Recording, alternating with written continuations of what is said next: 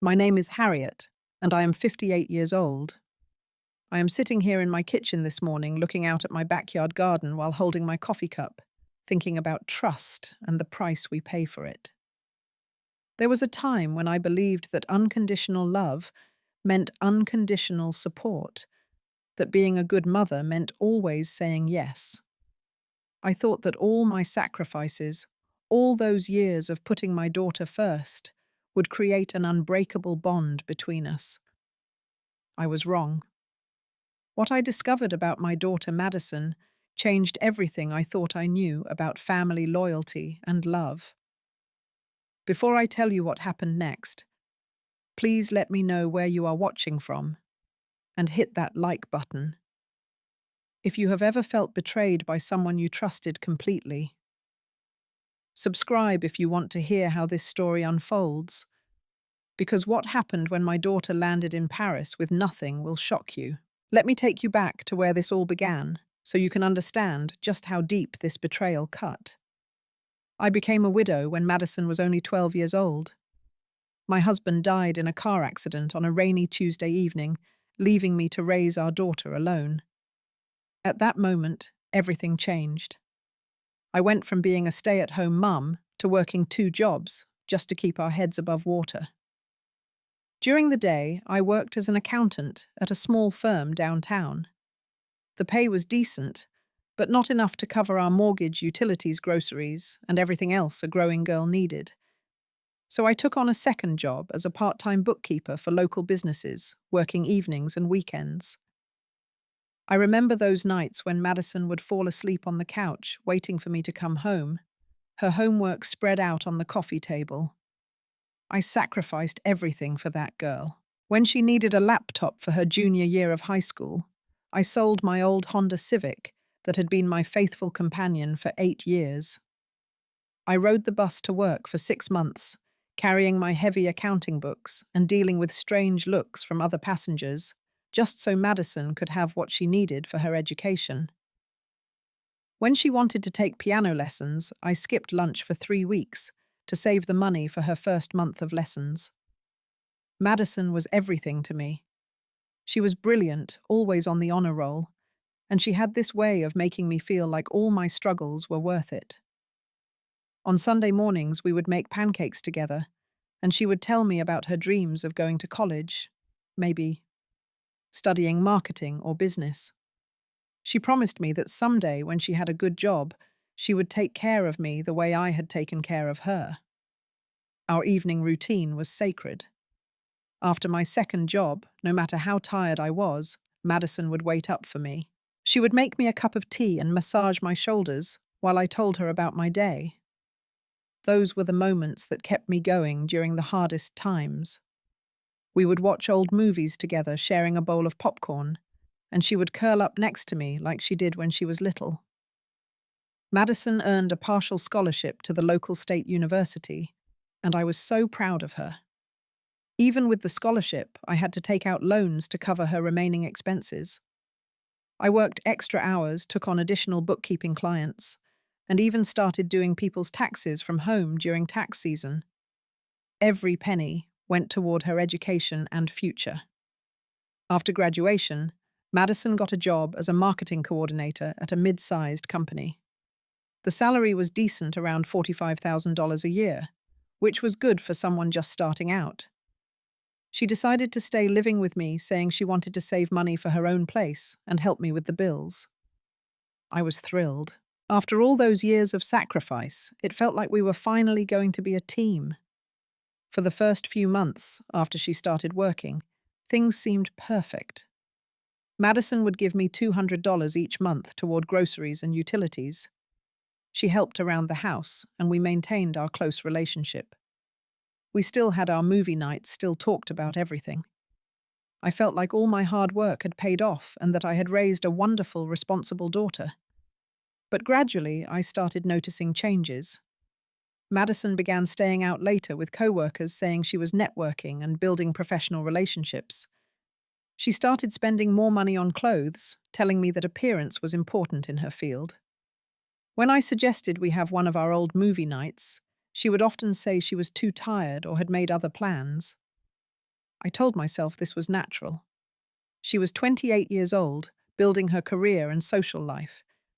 It was healthy for her to have independence. But deep down, something felt different. The closeness we had shared for so many years seemed to be slipping away, and I could not quite put my finger on why. My own financial situation had stabilized somewhat. After years of struggle, I had managed to save about $15,000 in my savings account. It was not much, but it represented security to me. Every dollar in that account was earned through long hours and careful budgeting. I was proud of that savings, and I planned to use it eventually for some home repairs and maybe a small vacation for Madison and me. I trusted Madison completely. She had access to my credit cards for emergencies, and I had never had reason to question her judgment. After all, this was the same girl who had once found $20 on the sidewalk and insisted we turn it into the police because it was not ours. This was my daughter who had never lied to me, who had always been responsible and thoughtful about money. The first sign that something was wrong came on a Thursday morning in March. I was having my morning coffee and reviewing my monthly bank statement when I noticed some transactions that made me pause. There was a charge for $325 at a steakhouse called the Prime Cut that I had never heard of. Below that was an $847 charge at Nordstrom, a store I had not set foot in for years. My first thought was fraud. Living in a digital age, you hear about credit card theft all the time. I called my bank immediately, expecting them to tell me these were unauthorized charges that someone had made using a cloned card or stolen information. The customer service representative put me on hold for what felt like forever before coming back with news that confused me. According to their records, all the transactions had been made with my physical credit card, and they had been authorized with the correct PIN number. The signatures on the receipts matched the signature they had on file for me. The representative asked if I had made these purchases or if I had given anyone else permission to use my card. I sat there staring at the statement, feeling a knot form in my stomach. The only person who had access to my cards was Madison, and only for genuine emergencies. I tried to think of reasonable explanations. Maybe she had needed to take a client out for dinner and would reimburse me later. Maybe she had needed professional clothes for work and planned to surprise me by paying me back. When Madison came home from work that evening, I approached her carefully. I did not want to accuse her of anything, but I needed answers. I showed her the statement and asked if she knew anything about these charges. Her response was immediate and seemed genuine. She looked at the statement with surprise and said she had no idea what those charges were for. She suggested that maybe someone had somehow gotten access to my card information. She reminded me about a recent news story about credit card skimming devices at gas stations. Her explanation seemed plausible, and I wanted to believe her. After all, this was my daughter who had never given me reason to doubt her honesty. But over the next few days, I noticed more charges. $453 at a luxury spa called Tranquil Waters. $1,218 at a jewelry store called Diamond Dreams.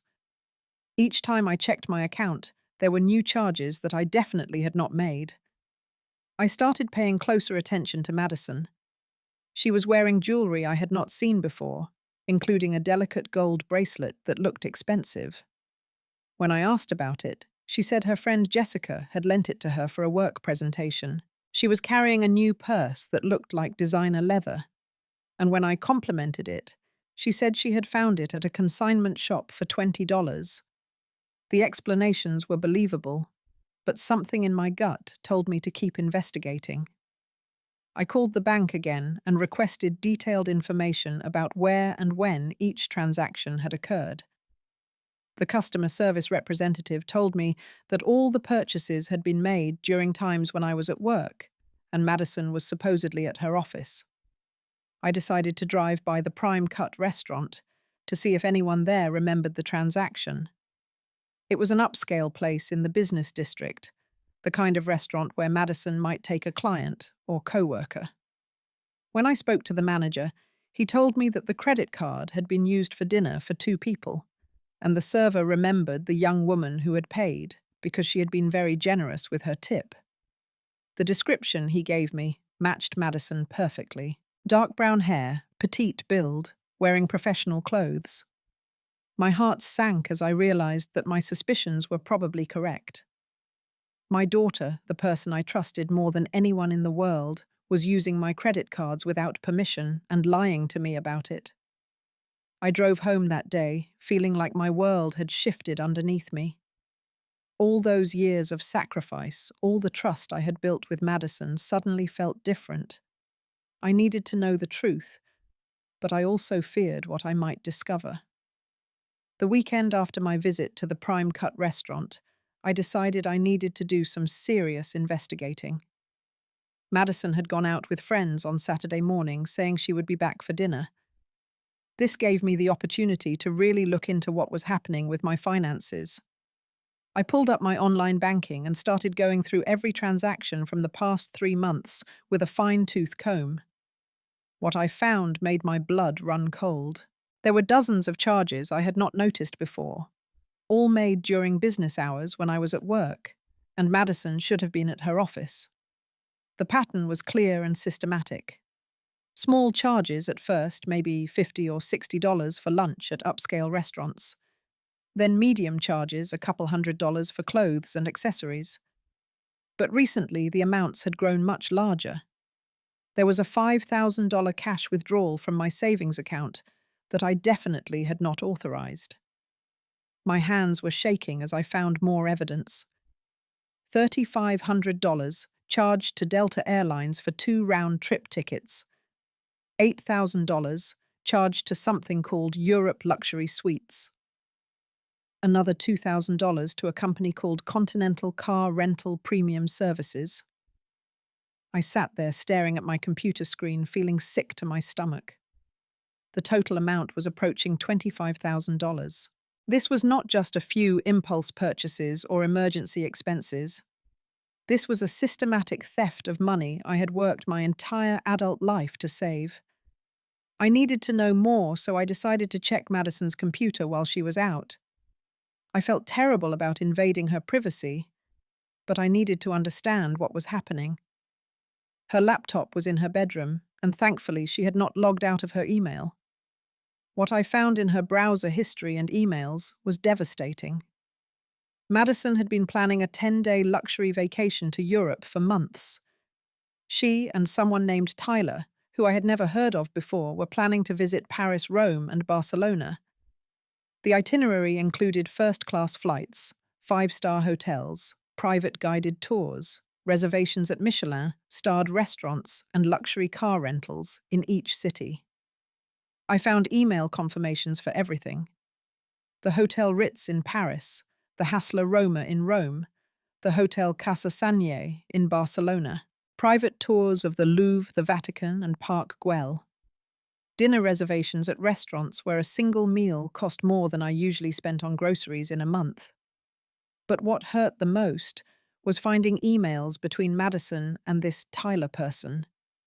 In their conversations, Madison talked about how her mother was finally going to be useful for something, how she deserved this vacation after putting up with my cheapness for so many years.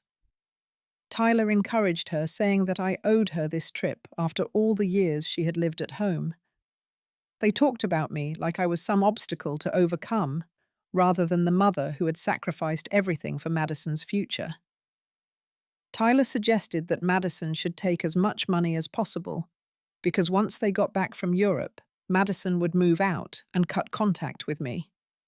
They were planning to use my life savings for their luxury vacation and then disappear from my life. I found evidence that Madison had even applied for additional credit cards using my personal information. She had been declined for most of them because of my modest income, but she had been approved for one, with a $5,000 limit. She had already maxed it out with more vacation expenses. The trip was scheduled to leave in 10 days. Madison had clearly been planning this for months, carefully timing her theft to coincide with their departure. She probably figured that by the time I realized what had happened, they would be safely in Europe and there would be nothing I could do about it. I printed out everything I could find: email confirmations, credit card statements, browser history conversations between Madison and Tyler. The evidence was overwhelming and heartbreaking. My daughter had not just stolen money from me. She had planned to destroy our relationship and abandon me after taking everything I had worked for.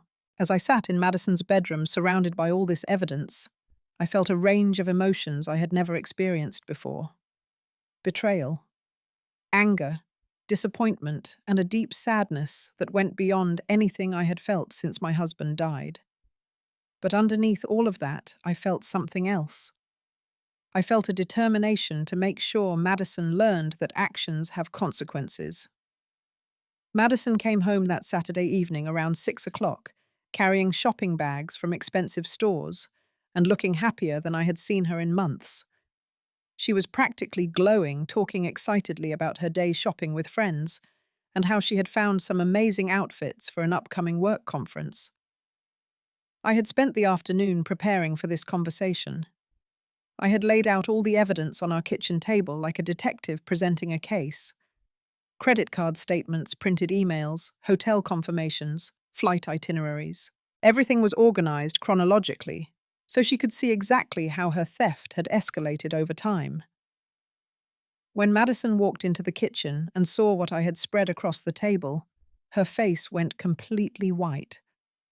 For a moment, she just stood there, frozen, still holding her shopping bags. Then she slowly set the bags down and looked at me with an expression I had never seen before. It was not guilt or remorse. It was anger at being caught. Her first response was to deny everything, even though the evidence was right there in front of her. She claimed the emails must have been hacked, that someone else had used her computer to plan this trip. She said the credit card charges were still fraud, that somehow a criminal had gotten access to my cards and was making it look like she was involved.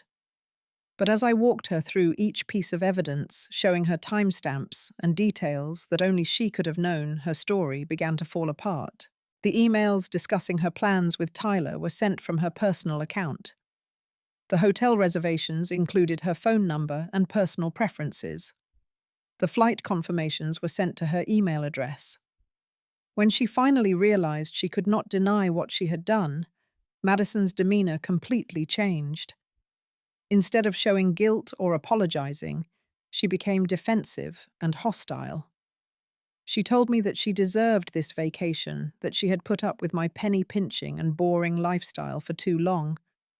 She said that other people her age were living exciting lives, traveling the world and experiencing luxury, while she had been stuck living with her cheap, boring mother. She claimed that I had been holding her back, that my careful budgeting and practical approach to money had prevented her from enjoying life. What hurt the most was when she said that I should be grateful she was even still living with me, that most daughters would have moved out years ago and left their mothers to fend for themselves. She acted like her presence in my life was some kind of favor she was doing for me, rather than a mutually beneficial arrangement where she saved money while I enjoyed her company. Tyler, she explained, was her boyfriend of 6 months who worked in sales and made good money. He was the one who had opened her eyes to how limited her life had been. He had shown her what she was missing by living such a restricted, careful existence. He had convinced her that she deserved better, and that I owed her this opportunity. She told me that they had been planning this trip as a way for her to finally break free from my influence and start living the life she wanted. After they returned from Europe, she was going to move in with Tyler and begin what she called her real life. The conversation lasted for over 3 hours, and with each passing minute, I saw a side of Madison I had never known existed. This was not the grateful daughter who had promised to take care of me someday. This was not the girl who had massaged my shoulders after long days at work. This was a stranger who felt entitled to everything I had worked for, and resentful that I had not given her more. When I told her that what she had done was theft, and that I was considering calling the police, she laughed at me. She said that no mother would actually have their own daughter arrested, and that I was just trying to scare her. She said that if I made her cancel the trip, she would move out immediately, and I would never see her again. That threat, which she clearly thought would make me back down, actually strengthened my resolve. I realized that Madison was willing to blackmail me with our relationship to avoid facing consequences for her theft. She was treating my love for her as a weakness she could exploit. As she went upstairs to pack for her trip, which was leaving in 3 days, I made a decision that would change everything between us. I was not going to let Madison get away with this. I was not going to enable her sense of entitlement by allowing her to escape the consequences of her choices. I spent that night awake, planning what I was going to do. It was not about revenge, although I will admit I felt angry. It was about teaching my daughter that actions have consequences, that you cannot build happiness on someone else's pain, and that respect must be earned, not taken. Madison left for the airport on Tuesday morning with 2 large suitcases, a carry-on bag, and an attitude of excitement mixed with defiance. She was flying out of Los Angeles International Airport on a 7 o'clock evening flight to Paris with a connection through Amsterdam. The total flight time would be about 14 hours. Before leaving, she made one final attempt to manipulate me. She hugged me goodbye and said that maybe when she came back, we could start fresh and have a better relationship. She said that this trip was something she needed to do for herself and that she hoped I would understand someday. I hugged her back and told her to have a safe flight. I did not tell her what I was planning to do. Part of me hoped that maybe during those hours on the airplane, she would realize what she had done and feel some remorse. Maybe she would come to her senses and understand that stealing $25,000 from your mother is not the foundation for a better relationship. But I was not going to count on a sudden attack of conscience. I had made my decision, and I was going to see it through. I waited until Madison's plane had been in the air for 2 hours. I wanted to make sure there was no chance she could get off the flight and come home before I put my plan into action. At 9 o'clock Pacific time, when I knew she was somewhere over the Rocky Mountains, I began making phone calls. My first call was to Delta Airlines. I explained to the customer service representative that my credit cards had been used fraudulently to purchase airline tickets, and that the people using the tickets were currently in the air on their way to Paris. The representative was very helpful and understanding. She verified my identity, confirmed that the tickets had indeed been purchased with my card, without my authorization, and began the process of filing a fraud report. The airline could not remove Madison from the flight, since it was already in progress, but they could and would cancel the return tickets immediately. They also flagged Madison's name in their system so that any future attempts to use my credit cards for her travel would be declined automatically. Next, I called my credit card companies. I had 3 different cards that Madison had access to, and I needed to make sure no additional charges could be made. I explained the situation to each company, and they were all very cooperative. They cancelled all the existing cards and expedited new ones to me with different numbers. Any charges that Madison tried to make after that moment would be declined. The customer service representatives also helped me file fraud reports for all the unauthorized charges Madison had made. They explained that since Madison was my daughter and had been living in my house, the situation was complicated legally, but that I had every right to report unauthorized use of my credit cards, regardless of who had taken them. Then came the really difficult calls. I contacted every hotel that Madison had reservations with and explained that the reservations had been made with stolen credit cards. The Hotel Ritz in Paris was very understanding. They cancelled Madison's reservation immediately and confirmed that without a valid credit card, she would not be able to check in even if she showed up. The same thing happened with the hotels in Rome and Barcelona. All of Madison's luxury accommodations were cancelled, and she was added to a fraud alert list that would prevent her from using my name or information to make new reservations. I called Continental Car Rental and cancelled the luxury vehicles Madison had reserved in each city. I contacted the private tour companies and cancelled the expensive guided tours she had planned. I even called the high-end restaurants where she had made reservations and explained the situation. Most businesses were very cooperative once I explained that credit card fraud was involved. They cancelled everything and thanked me for alerting them to the situation. Some even mentioned that this type of fraud was becoming more common and that they appreciated customers who took the time to report it. The hardest call was to the police. I had to file an official report about the credit card theft in order to protect myself legally and to have documentation of what Madison had done. The officer who took my report was sympathetic, but explained that domestic financial crimes are complicated and that prosecution would depend on many factors. He advised me to keep detailed records of everything and to make sure I had changed all my account numbers and passwords. He also suggested that I might want to consider family counseling to address the underlying issues that had led to this situation. By midnight, I had cancelled everything. Madison's luxury vacation had been reduced to a one-way ticket to Paris, with no hotel, no car, no tours, no return flight, and no working credit cards. She would land in a foreign country with whatever money she had in her personal checking account and nothing else. As I finally went to bed that night, I felt a mixture of emotions. I was satisfied that I had taken action to protect myself and to ensure that Madison faced consequences for her theft. But I was also sad about what this meant for our relationship and worried about how she would handle the situation when she landed in Paris. I knew that Madison would be furious when she realized what I had done. I knew that this would probably damage our relationship, possibly permanently. But I also knew that allowing her to get away with stealing $25,000 would have sent the wrong message and enabled her to continue this type of behavior. I had spent my entire adult life putting Madison's needs before my own.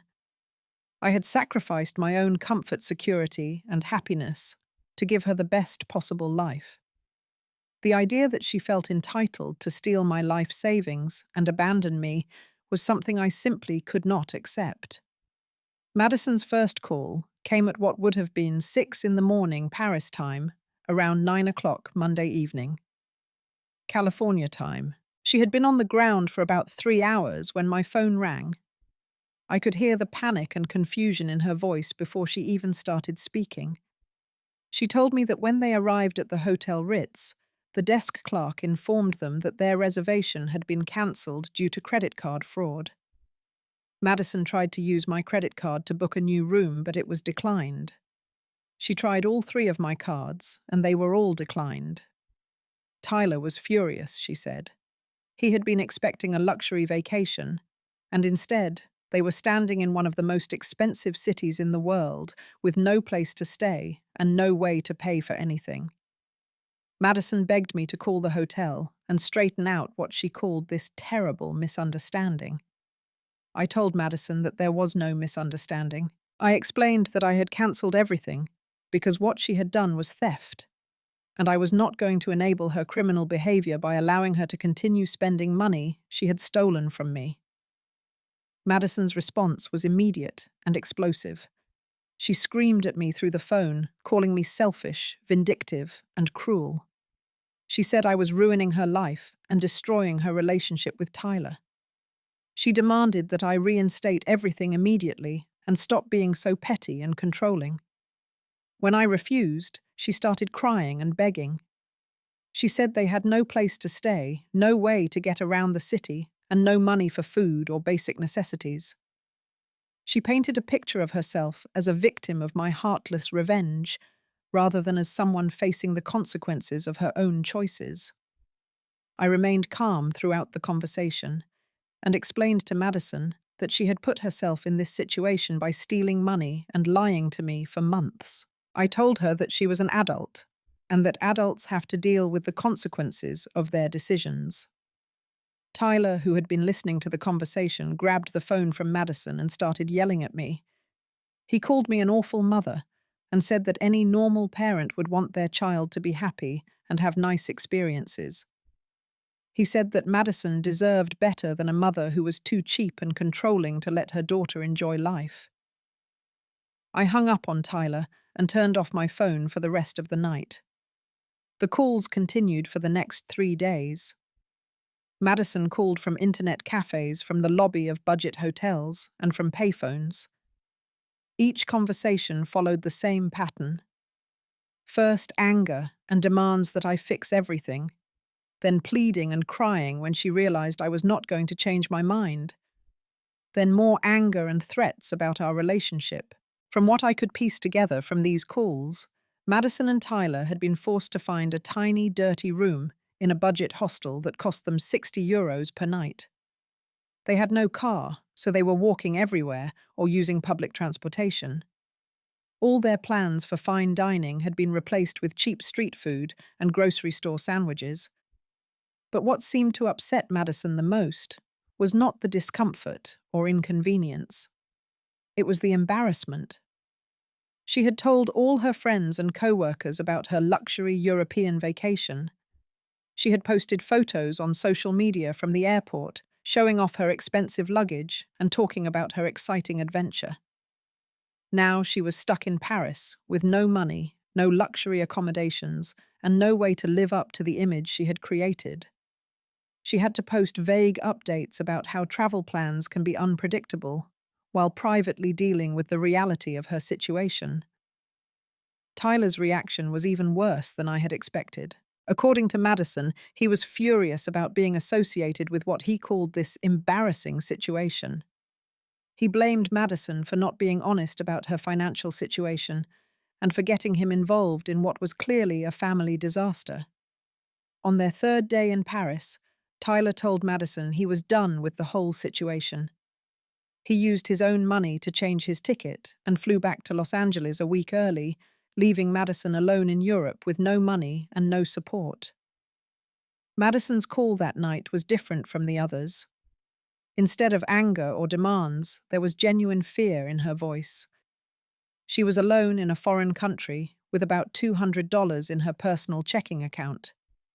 She had no return ticket, no place to stay, and no one to help her. She asked me very quietly if I would help her get home. Not restore her luxury vacation, not pay for nice hotels or fancy meals, but just help her get back to Los Angeles safely. For the first time since this whole situation began, Madison's voice contained something that sounded like genuine remorse. She said that maybe she had made some bad choices, that maybe she should have talked to me before taking the money. She said that she missed home and just wanted to come back and figure things out. This was the conversation I had been waiting for, but I still was not ready to immediately fix everything for Madison. I told her that I would think about it, that I needed to consider whether helping her avoid the full consequences of her choices was the right thing to do for either of us. I told her to find a safe place to stay for another couple of days while I decided what to do. I said that when she came home, things between us would have to be very different, and that rebuilding trust would take time and effort on her part. Madison agreed to everything I said. The fight had gone out of her, and she seemed to understand for the first time that her actions had consequences that she could not charm or manipulate her way out of. The next day, I sent Madison enough money for a basic economy ticket back to Los Angeles, and one night in a decent but modest hotel. It was not the luxury experience she had planned, but it was enough to get her home safely. When Madison returned from Paris 5 days earlier than planned, she looked nothing like the confident, defiant young woman who had left for the airport the previous week. She was exhausted, humbled, and clearly shaken by her experience of being stranded in a foreign country with no resources. Tyler's abandonment had affected her deeply. She had realized that their relationship was built on the expectation of luxury and excitement, and that he had no interest in supporting her through difficult times. This revelation seemed to hurt her as much as any of the financial consequences of her theft. Our first conversation when she got home was awkward and painful. Madison sat at our kitchen table, the same table where I had confronted her with evidence of her theft and tried to apologize. But her apology was still tinged with justification and blame shifting. She said that she was sorry for taking money without asking, but that she had felt trapped by what she called our boring lifestyle. She claimed that Tyler had pressured her into taking the trip, making it sound like she had been a victim of his bad influence, rather than someone who had made deliberate choices to steal and lie. I could see that Madison still did not fully understand the magnitude of what she had done, or accept complete responsibility for her choices. She was sorry that her plan had failed, and sorry that she had been embarrassed. But she did not seem to grasp the deeper issues of trust, respect, and entitlement that had led to this situation. I told Madison that she could continue living in my house, but that our relationship was going to operate under completely different terms. She would pay market rate rent for her room, which in our area was about $800 per month. She would have no access to any of my financial accounts, credit cards, or personal information. I also told her that she would need to get a second job to start paying me back the money she had stolen. At $25 per hour for weekend work, it would take her years to repay the $25,000, but I wanted her to understand the real cost of what she had taken. Madison protested these conditions, saying they were too harsh, and that she would barely be able to afford her own expenses while paying rent and restitution. She suggested that we could just forget about the money and start fresh with a clean slate. This response showed me that Madison still did not understand the seriousness of what she had done. She wanted to avoid the long-term consequences of her theft and return to the comfortable arrangement where her mother absorbed the cost of her poor decisions. I remained firm about my conditions, and eventually Madison agreed to them. I think she realized that moving out immediately would be even more expensive, and that she had burned her bridges with Tyler, and probably with some of her friends who had heard about her disastrous trip. Over the next several months, Madison did follow through on her commitments. She got a weekend job waitressing at a local restaurant and began paying me rent and restitution.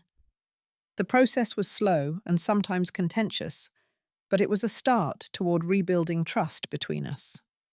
The most significant change was in Madison's attitude. The experience of being stranded in Paris with no resources and no support had been a harsh lesson in independence and consequences. She began to appreciate the stability and security that my careful financial planning had provided for both of us over the years. She also began to understand that my sacrifices during her childhood and young adulthood had not been signs of cheapness or control, but expressions of love and commitment to her future. She started to see that taking my life savings had not just been theft of money, but theft of my security and peace of mind. Slowly, over many months, Madison and I began to rebuild our relationship. It was different than before, based more on mutual respect than on her dependence and my unconditional giving. She started asking for my advice again, not because she had to, but because she valued my experience and judgment. About a year after the Paris incident, Madison moved out and got her own apartment. But instead of the angry departure she had originally planned, it was an amicable transition. She visited regularly, always respectfully, and our conversations were more honest and balanced than they had been in years. The money she stole was never fully repaid, but that was not really the point anymore. The real lesson had been learned not through the financial consequences, but through the experience of having to take responsibility for her choices and work to rebuild trust through consistent actions over time. Looking back now, I believe that allowing Madison to face the full consequences of her theft was one of the most loving things I could have done for her.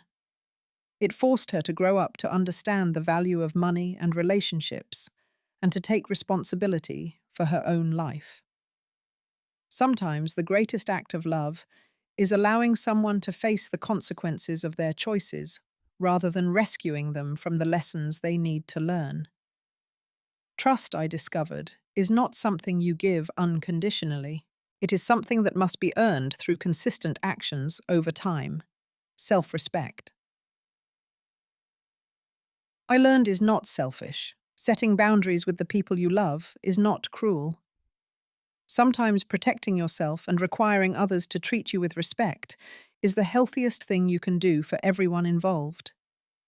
Our relationship today is stronger than it was before, built on a foundation of mutual respect rather than one-sided sacrifice.